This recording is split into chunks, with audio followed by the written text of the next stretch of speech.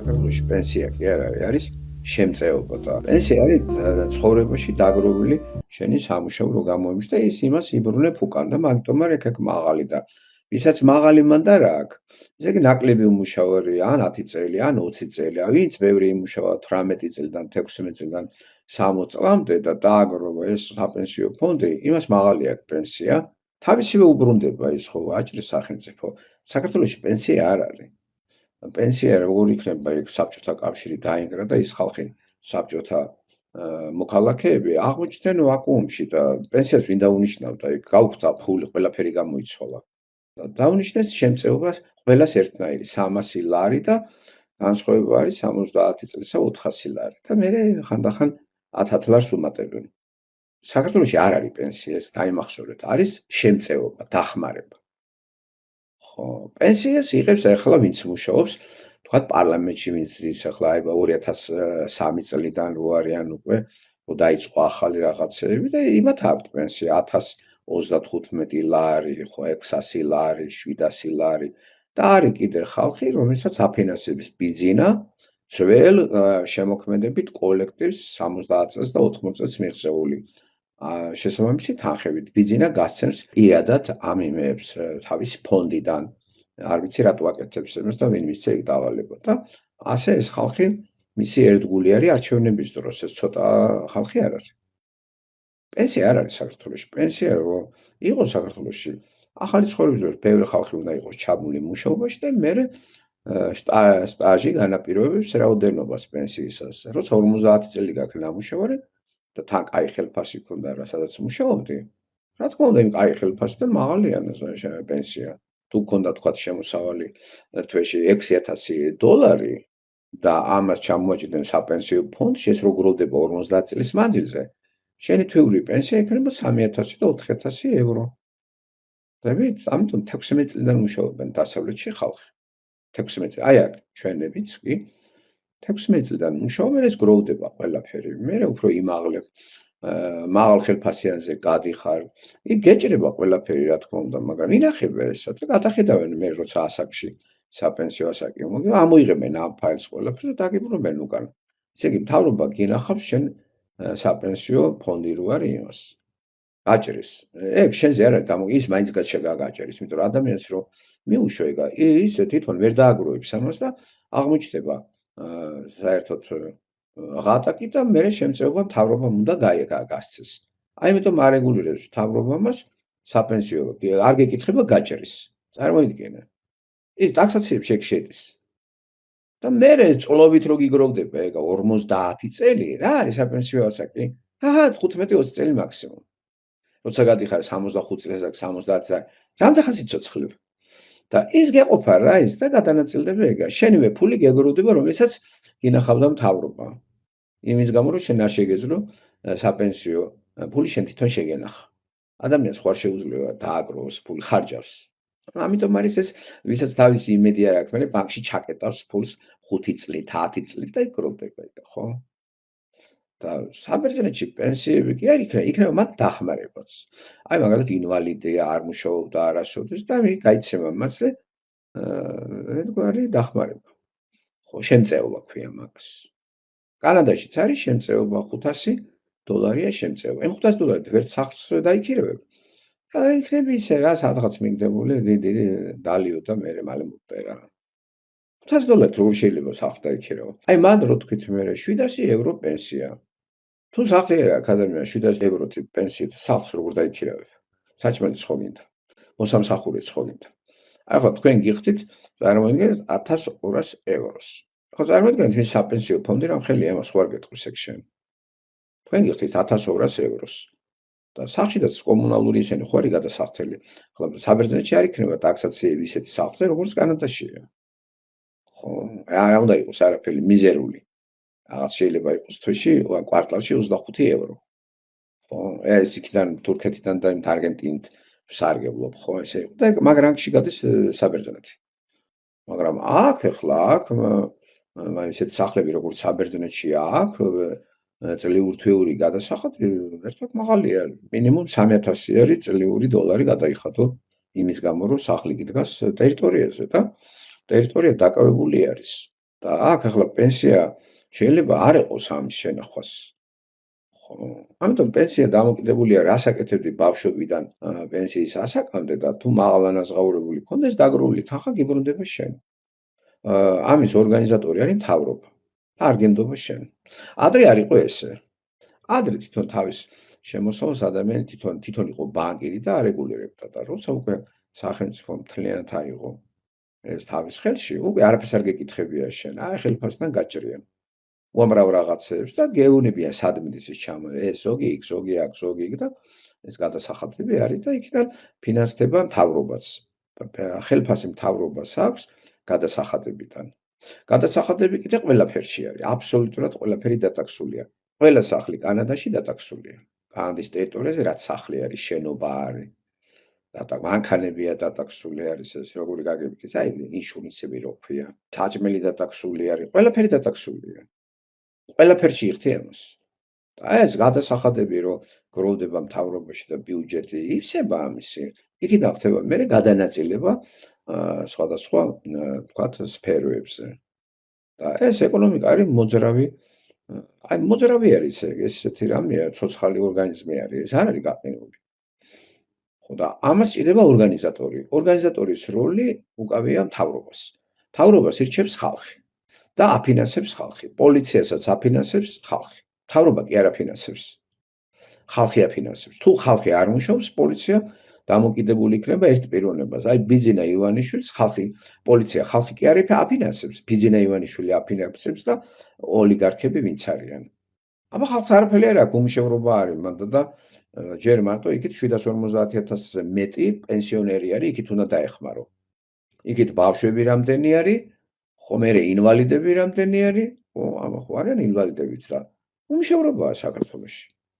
უმშევრობის გამო მოსახლეობა გარეთ არის გასული სამუშაოდ და ფული იქიდან შემოედინება. გადავთ? ესე იგი მთავრობას ინახავს არა მოსახლეობა. არამედ თვითონ მთავრობა თავის თავს იფინანსებს იმ ბიზნესებით, რომელსაც ისინი თვითონ დგებიან სათავეში. და ძირითადად ისინი გადაინაწილეს და ვაჭრობაში არიან ძირითადად ხალხი. ახლა ბიზნეს შემოსავალი საიდან არის? აფთიაქები, ბანკები. ბანკები ფულს როგორ აკეთებენ? შემოდის ბანკებში პროცენტებია. უცხოეთის ბანკიც არის, რუსულიც არის, მაგრამ ქართველებსაც აქვს და ჩასვა თავისი შვილი უტყვა და აი ეს პროცენტები მაგასთან მიდის. მაგ საბანკო ოპერაციები ხო მიდის. შედის ხო მათ ყველაფერი.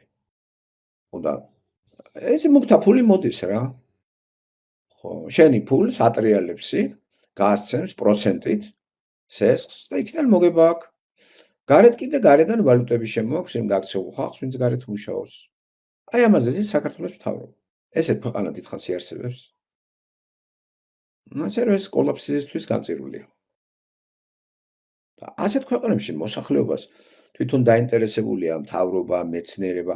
მეცნიერება რადგინა თუ რაღაც ახალი არ შექმენი და აკავე ხალხი გამოიგონე. დასავლეთში მეცნიერება იმიტომ აქვს აზრი, რომ რაღაცას გამოიგონებენ და ასაქმებენ ხალხს და გაჩნდება სამუშაოები. ამ სამუშაოებით ადამიანები დატაქსულია და მთავრობას აფინანსებენ, რომელიც აუცილებელია ორგანიზაციისთვის, პოლიცია, სამხედრო, ყველაფერი. ხო გჭირდება ეგა. მე ქვეყანასთან აქვს ურთიერთობა. საქართველოს ქვეყანა არ არის ხალხმა არ გიჭირათ. ეგ ოჩაფეხებზე დგას როგორც სტაბლიაშვილი იყო და სახელმწიფო დგას ოჩაფეხებზე. მორყეულია და მოყაყალებულია. მე ადრე მოყაყალება ვთქვი. ამან ოჩაფეხებზე შეაყენა. არ არის ეგ საქართველოს სახელმწიფო არა. და ამიტომ არის მათ აი ყველა მომართული რაჩილება მეტი ფული დააგროვოს და გაიქცენ აბა უცხოეთში შვილები ასწავლონ და იქით გადაბარგებაზე ოცნებობენ. აი იქითაც იყურებიან რომ სად გაიქცნენ. ასე ახლა გაქცევაზე რო ფიქრობ სახელმწიფოს ეშველება არა. იმიტომ არის შენობა მიტოვებული ომარი რო თქვა. არ ფიქრობენ მაგ ქვეყანაზე ყველა გამქცევი არის და არ არის იგივე ადამიანი მთავრობაც გამქცევია მთავრობაც. ოცნებები მას მაგათაც აქვს. აი გახარია გაიქცა და წავიდა გერმანიაში. ჩაიშმელაშვილი ამერიკაში გამოიქცა. რამდენი ეგეთი ხო იყო მანდა ფულები წამოვიდა. ვა? ასე რიგში დგას ხალხი. ბოლოს ღარიბაშვილიც მოწყდება მანდედან.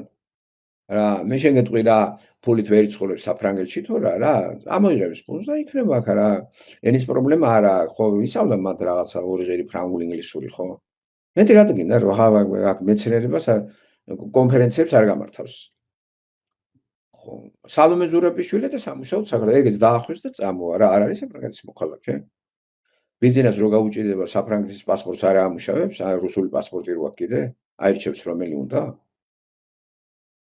ასე რომ მან ჯერ ფულის გასაკეთებელი ადგილი არ და ყველა ფულს აკეთებს ერიან, ბერიან, ბავშვიან, ქალიან, კაციანად და მთავრობიანად.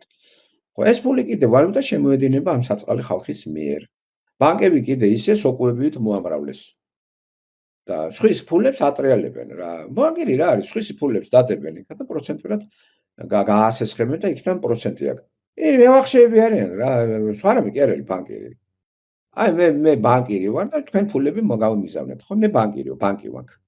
შენი ფულებილია იმისი, ამისი, ომარის, გიასი, მარკოზის, ყველასი, ვინც არის რა, ფოთოლასი, ხათუნასი, ნატალიასი, ეს ფულები შემოდის ჩემთან და რომ მოდის ბიზნესმენები და ვიღაც ამას პროცენტებით ვსესხულობ. თქვენ კიდე კაპიკებს გაძლევთ.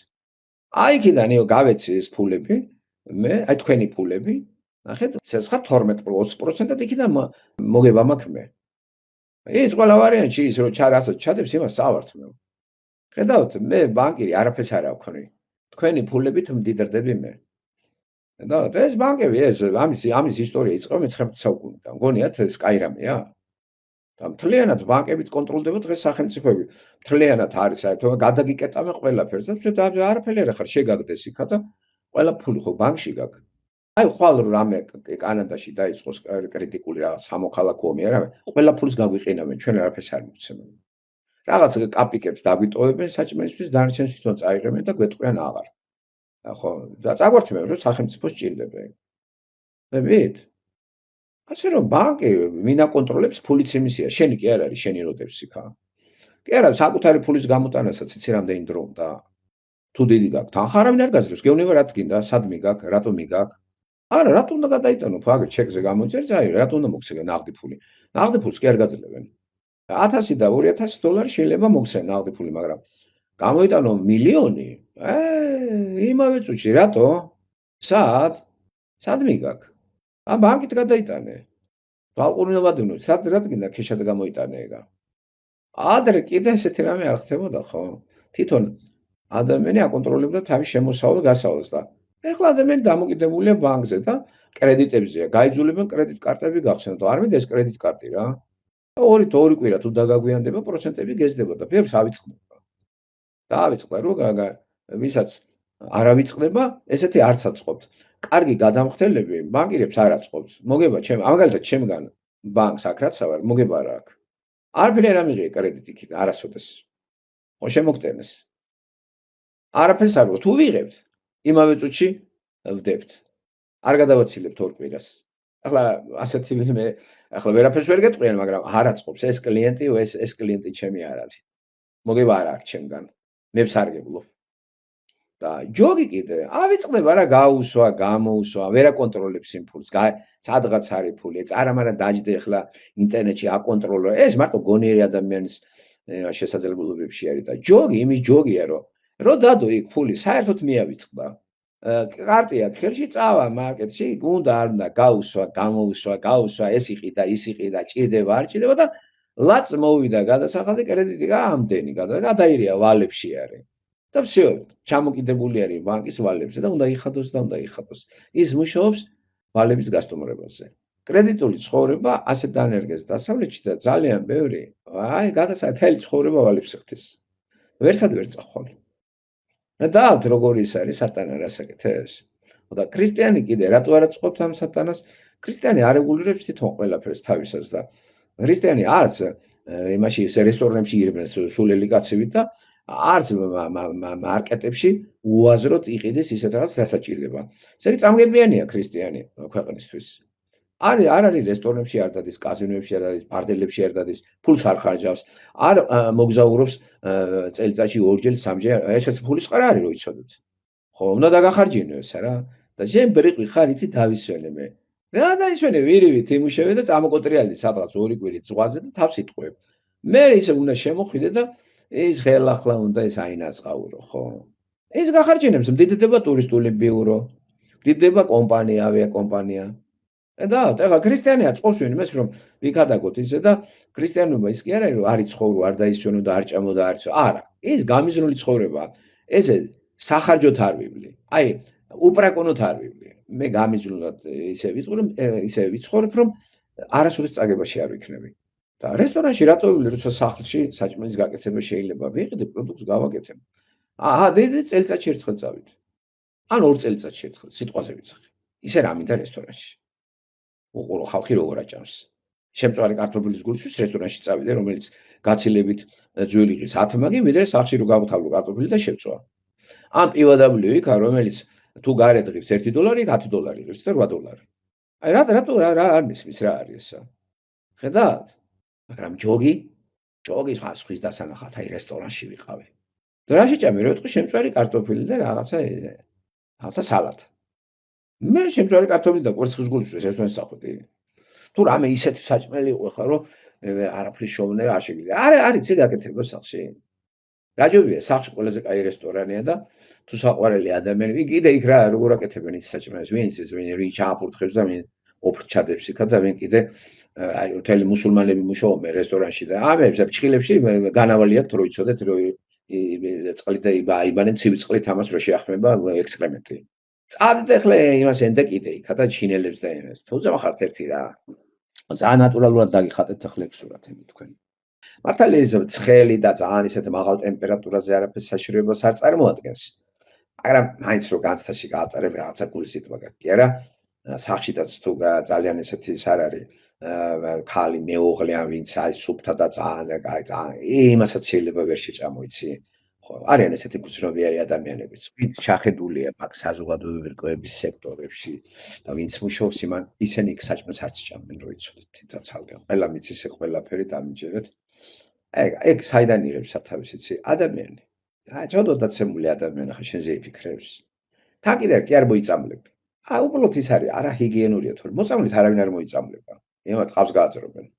უბრალოდ აი გული აგერევა რა, აი ოფლები რო ჩამოდებ. მე მაგალითად თურქეთის საცხობში უცებ შევესწარი ასეთ სურათს საცხობში გულიდან საცხობში შევედი რაღაცა ბიდუდა და დავანახე მთელი ოფლიფები მოიწმინდა და იმაში ცხობში და ხელი იმასაქნა რა, აუ გული ამერია რა. იქ კი არაფერი არ არის, გამო 100 გრადუსზე და იმაზე რომ ამოცხება არაფერი პრობლემა არ არის, მაგრამ რო დაინახე ეს აიც რაღაცნაირი საგაქ რა. რა არის ოფლი მოიწმინდა და თუ თეიქა თურქმა ჩხილებში შავი ქონდა რომ უყურებდი და იქ სულ გაიწმინდა იმეებში ხო? კი არ მოკლავს ეგა. მაგრამ ახო არ არის ეგ სწორი. ეხლა ოჯახში რატო არ არის დანერგილი ეგა? მაგალითად თქვენ დაიხურიათ კუდი როცა რამე საკეთებთ. ოჯახში არავის არ აქვს ეგ წესი დანერგილი რა. რომ აი გაპრანჭულები დგან და თმები ყველას ვწვივა ნამდვილად ესეა და მიპონია კიდევაც თმები საჭმელში, მაგრამ ვერ დავნერგეთ ეგ ჩვენ ახლობელ ოჯახებშიც კი. არ ვიცი რატო. აი ეს არის კულტურა ეგ არის გამიგეთ. თმა მაინც ისე ჩამოვარდება ვერ გაიგებ მაგას. დანერგილი მე ოჯახებში როცა დავდიოდი საქართველოს ხო მაგრამ არავის არ ქონდა ეგ პრაქტიკა და ძალიან ბევრი საჭმელში მე პირადად ბანალი სათმა მინახე. რაზეც ვხოპარობს არის კულტურა. აი რაუდღია წინ რომ ადამიანმა ქუდი დაიხუროს არ შეიძლება როცა ხშირად გიწევს სამზარეულოში ყოფნა. აი რა მოხდება იქ რა აი თმები აგეჩეჩება მინდა მოხვედი ან მანიკურები მაგ დროს რა საჭირო როცა სამზარეულოში ქალი დიასახლისი მუშაობს ოჯახის დიასახლისი შვილები და მამების ისა. აი არავის არ ქონდა ეგ წესი. უფრო მეტი ხალათით საჭიროა კარგი სამზარეულო ლამაზია ხო თეთრი ფართუკი. მაგრამ მე ეს არის კულტურა. აქ არის აწყობილი ხარ რა პიროვნება, მაგარი ტიპი ხარ. დამთავრდები, ჩამოიხედე ყველაფერი, დაიბანე, დაივარცხნე და იყოხტავე მინგიჩელის ყოხტაობას, მაგრამ აი იქ უკვე შენ სპეციალური უნიფორმა აუცილებელი. აი არის ჰიგიენა. აი როგორც საოპერაციოში როგორ არის დაცულება, ყველაფერი როგორ არის, იცი, აი გერმეტულად არის ყველაფერი პირბადით ყველა ისე შედის, რომ აბსოლუტურად რა, ყველაფერი იქ არ უცხო შეიძლება შევიდეს. და სამზარეულო რატო არის სხვანაირი? რატო როცა საათობით ახარ იქა, როცა მუშაობ, რატომ არ შეიძლება ეს ხო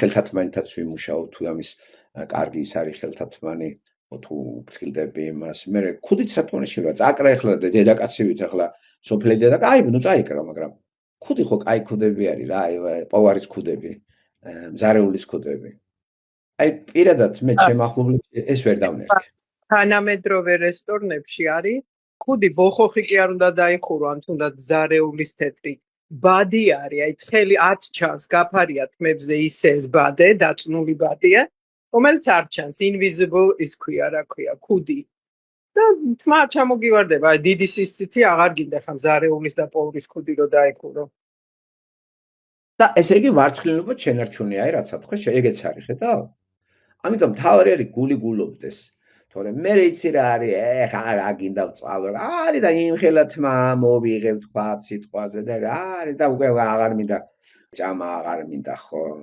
რაღაციდან ყველიდან გამოვიდა ხაჭაპურიდან და ახლა ეს ბანალი ამოვიდა გამიგე ხო აი ამიტომ არის და ეხლა წარმოიდგინეთ ეგ რესტორანში ამას ვინ მიაქცევს ყურადღებას რა იქ რო მთელი ხალხი ხონჩოლობს როგორც გითხარით ახლა მაღალ ტემპერატურაზე ეს არ მოკლავს მაგრამ რო დაინახავ უკვე აღარ მოგინდება იქ შესვლა რა ასევე სახშიდაც როცა დაინახავ რომ ის პიროვნება უკვე რაღაცნაირად უკვე როგორ ახარ იცი სულ პანიკაში ხარ აღარ გინდა საჭმელი შეჭამა თან კიდე ხო შეიძლება მხედველობა კაი არ მქონდეს და ვერ დავინახო და პირში რაღაცა მებლანდება და ძილის გამოვიღე რა ხო მე ეს თმა ხო არის ძირითადად ქალები ან იღებავენ ამ ხნით და რაღაცას აღებავიანი და თამაჩავარდა ხარა აი ეს ყველაფერი არის კულტურა გავერთეთ მე მგონი ჩვენამ საუბრით ხო ასეთი მაინც კარგია ეს რომ ვიცოდეთ რა ის აი ძებში ურევდნენ სქელ ქაღალს ბოლოს მარცუ ქაღალდი იყო ესა გორში რო აკეთებდნენ და არაფერი კი არ მოკლავს ესა ქაღალზე რა არაფერი ჭამდენ რა მუცელი ცარელი გამოაცხენ ეს იზამა რა ცოდოთ დაცემული სამყაროს ესეთი ილუსტრაციები გავშალეთ ახლა მე და თქვენ ეს ფასფუდები და რაღაცას სულთა გარბიჯი აი სულთა საწამლავი საჭმელებია ხო ეს რა ვიცი აი hot dog-ი რო ქვია და რაღაცა ასე რომ კაცო თუ გინდა მალე მოკტე აი ეგენი შეჭამე ქუჩაში რასაც ყიდიან მაგრამ ადამიანი როგორ არის როცა ქშია უკვე რა ამას კი არ უყურე ან კიდე ეს McDonald's ეს არის საწამლავი ნომერ პირველი Coca-Cola საწამლავი ნომერ პირველი როგორ არიან მიჩეულები როგორც კი ის ოდნავ გათბება გახმება გადასაგდებია ცხელი უნდა შეჭამო კაიგე წარმოგიდგენთ ცხელი რატო იცი ვერ მეორე დღეს ის უკვე რო ნახავ მაშინ მიხვდები ეს რა ნაგავი არის და ჯოგს ხო შეაჩვიეს ეს ჯოგის საჭმელი ეგ არის McDonald's Coca-Cola Pepsi-Cola ეგ სულ ჯოგის არის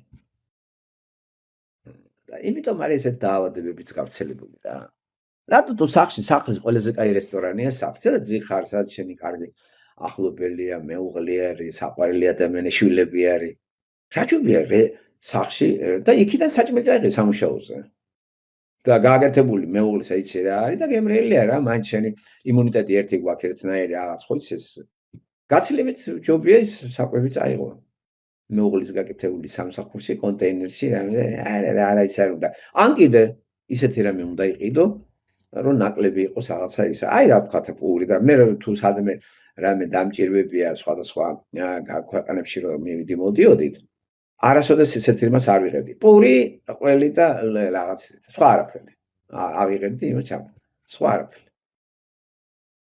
ინდრო კაცია და გუნება რა ყველას თავისი საქმე ხო მე ამას არ ვნერგავ ეხლა ყველა ისე რაც უნდათ ისაქრა მაგრამ მე შევატყე რომ ანტისანიტარია მაღალ დონეზე არის არა ზოგი კიდე რა ვიცი იქ მაგალითად საქართველოში ერთ-ერთ ეგეთ ესეთ სასაუზმეში ზაბეგალუკას რო რუსები ეძახიან ეგ ნაცნობი მუშაობდა ძალიან ახლობელი გამიგე და რომელთაც არა ეს არიჭმევაო რა ეს ისე არიჭმევაო აფელი ვირთხები და ისინი გატარებული ის იყო ჩახედული და სხვა აიღო და სხვა წამოიღო და შემიხვდა და გამომატანა წარმოიდგინეთ რა და ქრისტიანობაში ადამიანი იცოლება მეორე ადამიანს პატივს ცემს ღმერთი რო გიყურებს ამას გავაკეთებ ქრისტიანისთვის რო გიღება მზარეული მე ღმერთი მიყურებს იმას უკეთებ წარმოიდგინე და ეგ როგორ დაუშვებ ისეთ რამეს ადამიანი და როცა შენ ღმერთი გაუშვი აი შენი საქმიანობიდან ის რას გაიგებ შენ რას აკეთებ მიუტანე იქ ლამაზად გოხდა და იქ რა შეიძლება ჩააფრთხო კიდევაც იქ ხო და აი რაღაცა ბუდუჟო იქა და ჟღვინკლი მოიხოცო და მე გაიშვა იმას და ისეთ შომში ჩაყო ხელები ადამიანები არ არიან ცოტა დაცემულები და მით უმეტეს პაკისტანელები, ინდოელები, 1000 ჯურის ხალხი შეყრილები აქ არა. არა, პირად მე არა. მიჩენია სახში იყოს ხმელაპური და აგერ მოხარშული კვერცხი. მაინც ვიცი ვინ აკეთებს და რას აკეთებს, ხო?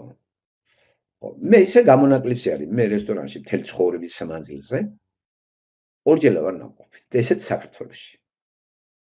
წარმოიდგინეთ. არ გატყუებთ, რატომ მოგატყუებთ? სასაუზმე და ესეთ ჩხარისძმეებში კი ახლა იშვიათად, მაგრამ მაქსიმალურად ვერიდები გარეთ ჭამას. ან შეეგარეთ. სახში შევჭამ, რა პრობლემაა? ჭამ, წავედი, მოვალ შევჭამ. ან ბოლო თუ დიდ ხნით მიდერ, ჩანთას ჩააგდე რა. უტერბოდი რა, სახში გაკეთე. რა პრობლემაა რო? არ გეზარებოდეს. რა გცხვენია რო. რა თქმა უნდა, სხვისი ნატი ტყნი ჭამე ახლა ვინც ის რა არის ხო? ძნელი, აი, რატომ მოყვე ვიცი? ქრისტიანობა სხვა რაღაცაა რა. ქრისტიანობის გავრცელება თვით ქვეყანასაც არ აწყობს. ახლა ამ გაგებით, ახლა რას ლაპარაკობ? რესტორანში არავინ არ იაროს, ხო დაიხურა ყველაფერი. იყო დრო როცა არც რესტორანი იყო საჭირო და არც კაზინო და არც არაფერი, მაგრამ ახლა ხო ხედავთ რა.